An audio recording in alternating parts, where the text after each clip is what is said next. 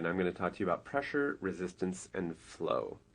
So we're going to try to make sure you feel real comfortable with all three of these things by the time we're done. So we start with the heart, and off of the heart is the aorta. This is the largest artery in the body. And this is one branch of the aorta. I didn't draw a lot of the other ones. This is the brachial artery.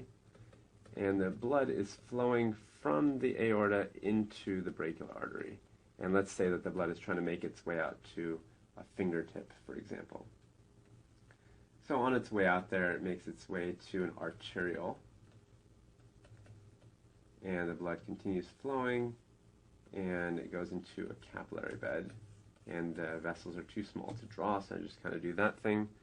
And it then goes into the other half of the capillary bed where now the blood is deoxygenated. So I'm going to draw that as blue. That's the part where now the blood is without oxygen. And then it continues to go and get collected into a venule, which sounds a little bit like the arteriole on the other side, right? And we've got a vein over here. And then finally the blood gets collected in a large vein called the vena cava. And there are actually two vena cavas, so this will be the superior vena cava. There's also an inferior vena cava.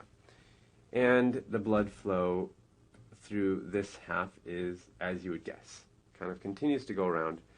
And if I was to try to figure out the pressures, the blood pressures at different points along this system, I'm going to choose some points that I think would be interesting ones to check. So it would be good probably to check what the pressure is right at the beginning, and then maybe at all the branch points. So what the pressure is as the blood goes from the aorta to the brachial artery, maybe as it ends the brachial artery and enters the arteriole, maybe the beginning and the end of the capillaries, also from the venule to a vein, and also wrapping it up, what the pressure is at the end. Now these numbers, or these pressures, can be represented as numbers, right? Like what is the millimeters of mercury that the blood is exerting on the wall at that particular point in the system. And earlier we talked about systolic versus diastolic pressure. And there we wanted to use two numbers because that's kind of the range, the upper and the lower range of a pressure. But now I'm going to do it with one number. And the reason I'm using one number instead of two is that this is the average pressure over time. So the average pressure over time for me, keep in mind my blood pressure is pretty normal. It's somewhere around 120/80 in my arm. So the average pressure in the aorta kind of coming out would be somewhere around 95. And in the artery in the arm, probably somewhere around 90. Again, that's what you would expect, somewhere between 80 and 120. So 90 is the average because it's going to be not exactly 100 because remember it's spending more time in diastole and relaxation than in systole. So it's going to be closer to 80 for that reason. And then if you check the pressure over here by this X, probably be something like, let's say 80. And then as you cross the arteriole, the pressure falls dramatically. So it's somewhere closer to 30. And then here it's about 20. Here it's about 15. Let's say 10 over here. And then at the very end, it's going to be close to a 5 or so. So here, let me just write that again, 10 and 5. And the units here are millimeters of mercury. So I should just write that, pressure in millimeters of mercury.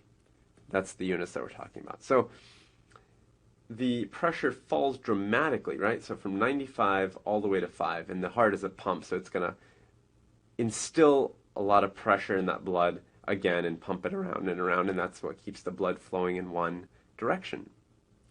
So now let me ask you a question, and let's see if we can figure this out.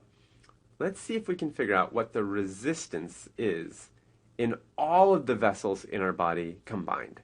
So we talked about resistance before, but now I want to pose this question and see if we can figure it out. So what is total body resistance? And that's really the key question I want to try to figure out with you. We know that there is some relationship between radius and resistance, and we talked about vessels and tubes and things like that, but let's really figure this out and make this a little bit more intuitive for us. So to do that, let's start with an equation. And this equation is really going to walk us through this puzzle. So we've got pressure, P, equals Q times R. Really easy to remember because the letters follow each other in the alphabet. And here, actually, instead of P, let me put delta P, which is really change in pressure. So this is change in pressure. And a little doodle that I always keep in my mind to remember what the heck that means is if you have a little tube, the pressure at the beginning, let me say start, S is for start, and the pressure at the end can be subtracted from one another. And that gives you PS minus PE equals delta P. So the change in pressure is really the change from one part of the tube to the end of the tube. And that's the first part of the equation. So next we've got Q. So what is Q? This is flow. And more specifically, it's blood flow. And this can be thought of in terms of a volume of blood over time. So let's say minutes. So how much volume, how many liters of blood are flowing in a minute or 2 minutes or whatever number of minutes you decide? And that's kind of a hard thing to figure out, actually. But what we can figure out is that Q, the flow, will equal the stroke volume, and I'll tell you what this is just after I write it. The stroke volume times the heart rate. So what that means is that basically, if you can know how much blood is in each heartbeat, so if you know the volume per heartbeat,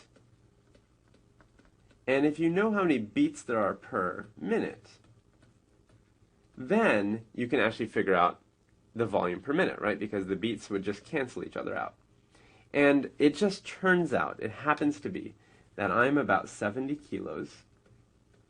That's me. I'm 70 kilos. And for a 70 kilogram person, the stroke volume is about 70 milliliters. So for a 70 kilo person, you can expect about 70 milliliters per beat. And as I write this, let's say my heart rate is about 70 beats per minute. I feel pretty calm, and so it's not too fast. So the beats cancel, as we said, and I'm left with 70 milliliters times 70 per minute. So that's about 4,900 milliliters per minute. Or if I was to simplify, that's about 5, I'll say about. So the flow is about 5 liters per minute.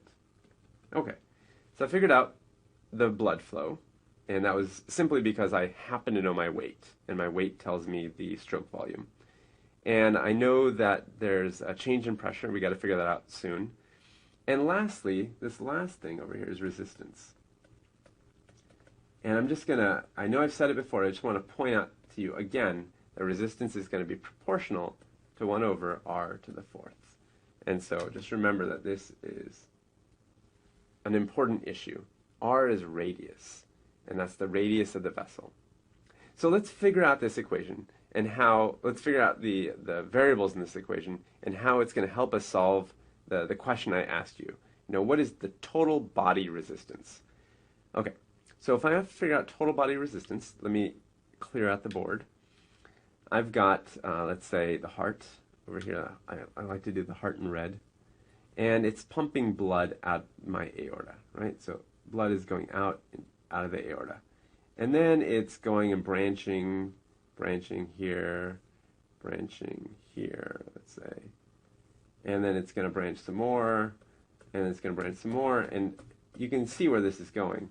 It's going to keep branching, and eventually every branch kind of collects on the venous side. So all the blood is kind of filtering back in, slowly into venules and veins, and finally into a vena cava. And I should really draw this going like that. The blood is going to go back into the vena cava. So that's my system, and I got to figure out what the total body resistance is here. So if I have a system drawn out for myself, and I happen to know that here I said 95, and here I said the pressure was 5, then delta P equals 95 minus 5, which is 90. And I know that there are 5 liters of blood flowing through per minute. And that was my Q. So I could say 90 equals 5 liters per minute. Actually, let me take a step back from that. Instead of 90, let me write the units. 90 millimeters of mercury equals 5 liters per minute. That was my flow. That's my Q. And I've got delta P here. And my resistance is the unknown, so I'll just leave that as R. So let's just solve for R. So I'll move my flow to the other side. So R equals, I'll put it here, 90 divided by 5, which is 18. And the units are a little funky, but I'll just write them out anyway. Millimeters of mercury times minutes divided by liters. So this is the answer to my question. What is the total body resistance? Well, we know what the pressures are at the beginning and end of our system. And we know that the flow has to be around 5 liters per minute because that's based on my weight and my heart rate. Therefore, the resistance must be 18 millimeters of mercury times minutes over liters.